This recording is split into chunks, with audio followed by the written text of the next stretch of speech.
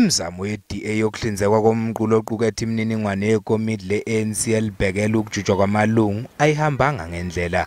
Lokhu kuvinjwe ukuthi i-ANC libangise inkantolo yokwedluliswa kwamacala njengoba inkantolo ephakeme yase-Gauteng yasichitha isicelo saleli qembu sokufuna ukudlulisa isinqumo esiliphoqa ukuba lihlinzeke ngale mininingwane.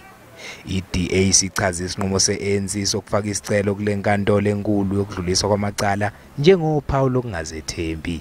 The ANC is playing for time. I think they are really desperate to hide these records. And I think it's important for us to ask, if there is nothing wrong with the Cadre Deployment Committee and its system, why is the ANC so intent on keeping the truth away from the people of South Africa? Lenzelele phonzwe i-DA ku-ANC isithole ukugxekwa. When it comes to the officials, heads of department, etc., those are run in terms of open and competitive selection processes.